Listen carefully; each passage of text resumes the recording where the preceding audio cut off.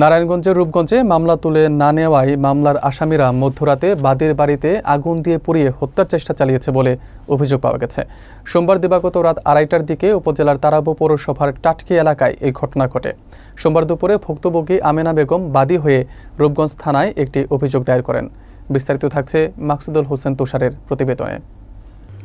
আমেনা বেগম জানান, গত কয়েক মাস আগে স্থানীয় সন্ত্রাসী রুবেল ভূঁইয়া, রাসেল ভূঁইয়া, শ্রাবণ ওরফে কুত্তা শ্রাবণ এর আগে তাদেরকে মারধর ও বাড়িতে হামলা ভাঙচুর চালায়। এই ঘটনায় তারা রূপগঞ্জ থানায় মামলা দায়ের করেন।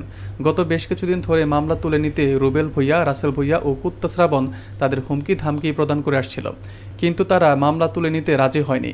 সোমবার রাত 10টার দিকে আমেনা বেগম ও তার পরিবারের লোকজন ঘুমিয়ে পড়েন। রাত 2:30টার দিকে আমেনা বেগমের দেবর নূর আলমের 2 মাসের ছেলে আদিল কান্না করলে বাড়ির সবার ঘুম ভেঙে যায়। এই সময় নূর আলম বাইরে বেরিয়ে এসে দেখতে পান তাদের বাড়িতে রুবেল ভূঁইয়ার হুকুমে রাসেল ভূঁইয়ার, কুত্তা শ্রাবণ, শাহেদ, সিয়াম, মেহেদি, রাজু, আইনাল, নীরব, তহিদুল সহ গত 4-5 জন মিলে পেট্রোল দিয়ে আগুন জ্বালিয়ে দিয়েছে। আগুন দিতে দেখে নূর আলমের ডাক চিৎকারে আশেপাশের লোকজন এগিয়ে এসে আগুন নেভাতে সক্ষম হয়।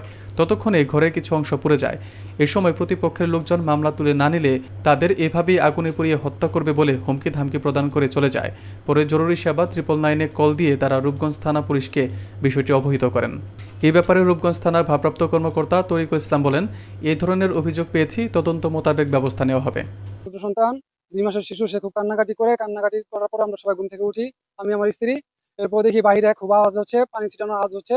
পরে বাইরে হইতে দেখি আপনার প্রায় 20-15-16 জন। তার মধ্যে আপনার রাসেল ভূঁইয়া, তারপরে আপনার কুত্তা শ্রাবণ, কুত্তা রুবেল, তারপরে তহিদুল, আরো অনেকে প্রায় 15-16 জন আমাদের বাড়িতে আগুন দূরে চলে যায়। আমরা তৎক্ষণাৎ হইচই করলে তারা এলাকাবাসী যখন জড়ো হয়ে যায় তখন তারা বাইরে হয়ে চলে যায়। ওই মুহূর্তে আমরা পানি দিয়ে আমাদের দরজাতে আগুন দেয়, ঘরের ভিতরে পেট্রোল মারে, ঘরের ভিতরে আগুন ধরেছে। তো তারা আমরা নিভাতে সক্ষম হই। 5-10 মিনিট আগের ঘটনা। হঠাৎ আমার বাচ্চা দুধ খাওয়ার জন্য কান্নাকাটি করে, তখন আমি উঠা দেখি যে নিজে এমন ভাবে আগুন আসতেছে যে আমি বের হব এরকম কোনো সিচুয়েশন নাই আমার। ঠিক আছে, তারপর আমি বাচ্চার বাবা ডাক দিলাম, আমার বড় ছেলেটার কিভাবে নিব, কিভাবে আর বার করবো, এই বাচ্চাটা নিয়ে আমি কিভাবে, কারণ আমার পর্দার কারণে পর্দা এগুলো গুলা বাচ্চার গায়ে পড়বো, আমি কিভাবে বেরোবো। আমার একটা দরজা দেখলাম যে আপনার হুড়মুড় শব্দ, অনেকগুলা মানুষের হুড়মুড় শব্দে এরা দৌড় দেয়া পালায় গেছে। ঠিক আছে, তারপর আমি কোনো রকমে আমার বাচ্চার বাবা যখন দরজা খুলছে, খোলার পর আমি দেখতেছি আমি যতটুকু চিনি শ্রাবণ আর আপনার রুবেল। পূর্বে আমাদের যে মামলা ছিল, মামলা উঠানোর জন্য ওনারা আমাদের হুমকি দামকি দিতেছে, মামলা উঠাই দেওয়ার জন্য বলতেছে যে এটা না উঠাইলে আমাদের মেরে ফেলবে। এখন মনে করেন যে এরা চাইছে আমাদের সপরিবারে মারার চেষ্টা করছে। আল্লাহর রহমতে আমরা সবাই ভালো আছি, সুস্থ আছি এখন আলহামদুলিল্লাহ। আর এদের বিচার চাই আমরা, যে আজকে যে আমরা সপরিবার সবাই মারা যেতাম, পুরো বস্তিটা মারা যেত, কি হইতো বলেন? কে কার লাশ নিয়ে কে মেডিকেল যাইতো, কে কি করতো? আমার এই 2 মাসের বাচ্চা আজকে বাইচা আছে আল্লাহর রহমতে, সে কান্না করাতে আমরা সজাগ পাইছি, অন্যথা কিন্তু আমরা সজাগ পেতাম না, সবাই ঘুমেই সবাই মারা যেতাম।